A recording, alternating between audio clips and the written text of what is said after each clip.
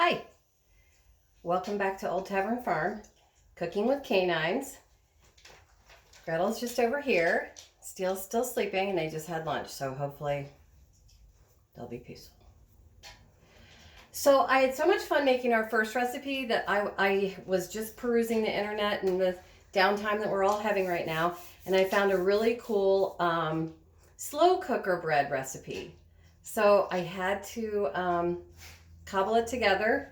I printed out the recipe, and I can't really attribute it to one person. It seems to be a batch of different recipes that I've cobbled together, but I was interested because it uses not only yeast, it's a yeast bread, but also baking soda, which we normally use only in quick breads. So I've never personally seen a yeast bread recipe with baking soda in it, so I had to try it. Oh, plus the slow cooker aspect, and we'll get to that in a second, but I want to start by talking about bread. So this is bread flour that I ground myself here at the farm from some wheat kernels that a friend of mine gave me. So I know that many of you are experiencing some pretty, righteous shortages in basic stuff like eggs and milk and flour. So, and oil, I've heard. So fortunately, I have a lot of stores here because we have a farm property, and I tend to sort of stash things in my root cellar, my freezers. If I can't use it, I'll just throw it in there and I'll use it someday. So it's paying off right now. But anyway, I just took this great big bowl. Bread can be kneaded. Some recipes say don't knead them, but this is a kneaded bread recipe. So I thought it'd be fun for some of you who are interested in making bread, especially now that we have oogobs of time on our hands. So that said, with our impeccably clean hands, which I've already washed, thank you, I'm going to put 6 cups of, this is whole wheat flour that I ground myself here on the farm. I've already put 5 cups in here in my giant Roseville pottery bowl from Roseville, Ohio. Shout out, Ohio peeps. So this is my 6th cup right here in my beautiful measuring cups from my lovely cousin at Sweet Peas Lighting and Decor in Gretna, Virginia. Yay for Kate. Aren't those so cool? Anyway, so that's 6 cups of flour. You can use whole wheat, you can use all wheat, you can use not wheat, you can use all purpose. You can use cake flour if you want. That's one thing I'm serious about in this stream of programs that I'm going to make. Come hell or high water. Or viruses. Stop being so serious about cooking. It's not serious. We're not putting rockets on the moon. We're just making bread. It's no big deal. So don't get stressed. Okay? So we're having fun with the dogs. Right? Right? You want to come say hi? You want to come say hi? Yeah. Okay. This is Steele. Steele, say hi. He doesn't, not sure who we're talking to. Steele and Gretel. These are our farm dogs. They're a little crazy, so you might hear them bark or growl or whine during a session that I'm doing cooking, but everything is fine. They just, oh well. Or, that's a little gas. Sorry. Excuse you, Gretel. I just had lunch. Okay, back to baking. Okay, so I've got 6 cups of flour here, and I'm going to take half a cup of warm water, and I'm going to put in. That's the other thing about this recipe. It had a lot of yeast in it, so I wasn't really sure. This is kind of interesting. 3 tablespoons of yeast to 6 cups of flour is a lot of yeast. So we'll see. I have never made this recipe, so we'll learn together. So we're just going to sprinkle it in there and just use the tip of your spoon and just mix it up a little bit. This yeast I have is not especially fresh, so it might not bubble up right away. And then we're going to take a little bit of this butter in the highball glass, because don't you like to drink butter out of your highball glass when you don't have any whiskey on hand? I think it's the best way to eat butter, really. Just liquidized right in the glass. Only kidding, peeps. Only kidding. We're going to dump it right in there. Okay. That's what I mean. I didn't have a mixing or a measuring bowl or cup. So just use what you have. Just use what you have. That's what we're doing right now. Then I'm going to take 2 cups of warm milk. I just heat it in the microwave right there. And I'm going to throw it in there. Okay. Then the recipe calls for 3 tablespoons of sugar. I have a little bit of limited space here, so pardon me. In my beautiful Mackenzie Childs Courtly Check sugar bowl that I've treasured for years that my husband got me. I love it. I love Mackenzie Childs. Okay, so we've already started to activate our yeast in the warm water. So yeast loves sugar, and the gas that yeast puts off when it eats is the gas that helps our product rise. So anytime you can feed your yeast, it's always good. So if you want to just add your sugar to right directly to your yeast sort of slurry is what it is, really is what we call that. A slurry in the biz. So here's 3.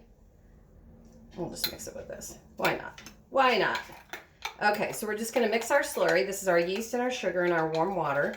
And let me tell you, those little yeast guys in there, they're super happy right now because they got a nice warm bath and they got some food. And now they're going to start making alcohol instead of drinking it. Oh, those yeasties, I tell you. Okay. So I'm going to set that in there. And then we're going to pour our yeast slurry right in there. Okay. So mix, mix, mix. Now, hopefully, this is not my recipe, so I have not tested. I'm testing it live.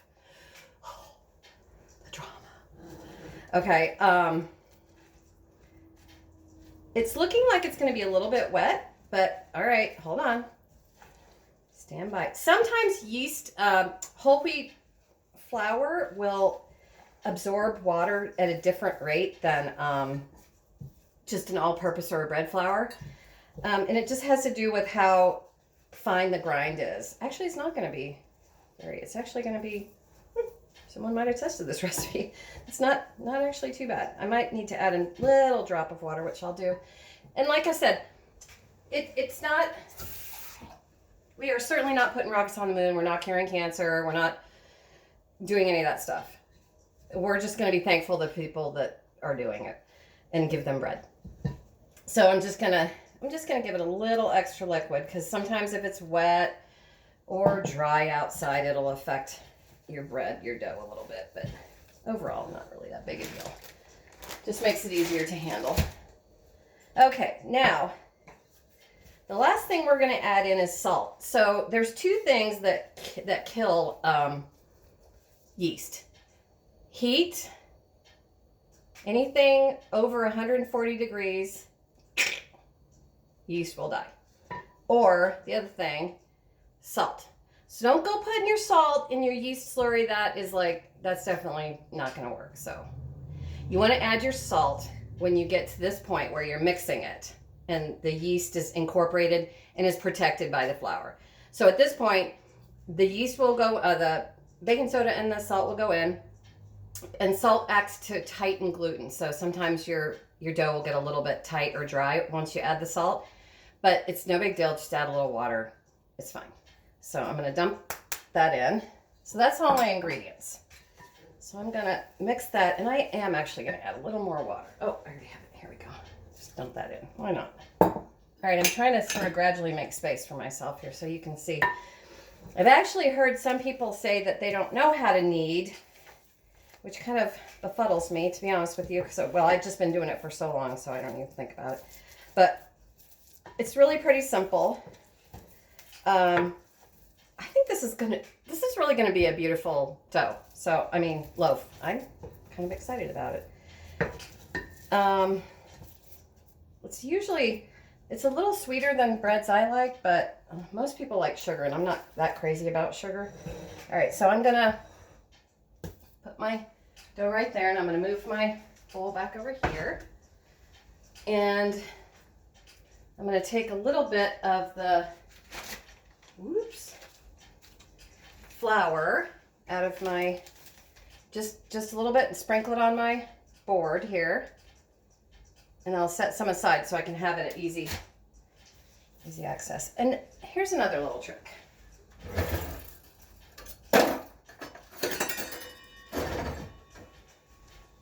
This is called a bench scraper. It's also called a bench knife. It's also sometimes used by girl cooks to clean their grill at the end of the night, which really irritates me. No names. But that sucker is really great. So you can take and use your bench knife to just flip.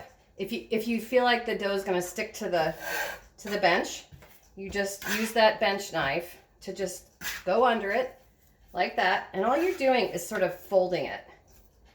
So once you get it to the point where you feel like it's sort of dry-ish, just flour your surface. And you're just simply going to knead. And you don't have to, like, I've seen people stretch it and do this and sort of tickle it. No. You need to get in there and just knead it. Like chewing gum. So you're going to go back and forth like this. I need a little more flour on my board. And you're just going to do a couple kneads. Knead, and then I just turn it. Knead, and then I just turn it. Knead, turn, knead, turn. So on. I'm sure your kids would love this. I need more flour. Hold on just a second. Just going to put a little more flour down. Okay, so more kneading.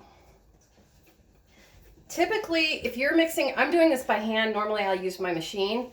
But I just wanted to show people how you can literally make a loaf of bread with a bowl and a spoon in your hands. And the slow cooker too, which is going to be an amazing another component. So once you start getting tight, you're sort of trying to make a little bit of I don't know if you can see that, sort of a tight ball where you've got a surface like this and you've got the ugly bits over here and the pretty bits over here. And this is going to be the surface of your loaf. So you're going to put the ugly bits down on the bottom of the slow cooker. And normally I would knead for longer than this, but you don't really need to do that with the whole wheat because it just never going to develop that much gluten structure anyway, because there's so many bits of really hard sort of cut edges of the rough whole wheat grind. So that's what we're going to call kneaded. All right, so we're going to take it over to our slow cooker and we're going to, you know what, that's a little bit warm. I'm going to add, here's another little tip. This, oh, it's upside down, backwards. Can you read that? Anyway, parchment paper. It's the best stuff in the world. Totally nonstick. Don't try to tape it or write on it because it's impossible. You can write it on with a Sharpie. That's nice. Get a roll of this paper. It's so great. It's great for everything. You can separate layers of cakes. You can bake, put it on a sheet pan. And right now I'm just making a little bit of an insulated layer between the bottom of the slow cooker and the dough because it just feels a little bit warm even though it's on low. So I'm going to put it in here. We're all going to see together later on today how this does. And the slow cooker is lined with parchment also. So you can see. I can't unplug it. It's plugged into. I have a 212-year-old colonial tavern house up here in the Adirondacks. And there's just a few plugs. So I kind of have to strategically place my electronics. So, and then I'm going to put the lid on it, which is here, and let it, as we say in the trade, get happy. So, that's how you make bread. I will make a video once this thing comes out of the slow cooker in 3 hours, and we'll find out how it looks. So, thank you again for joining me, and everybody be nice, be happy, go make bread. Bye.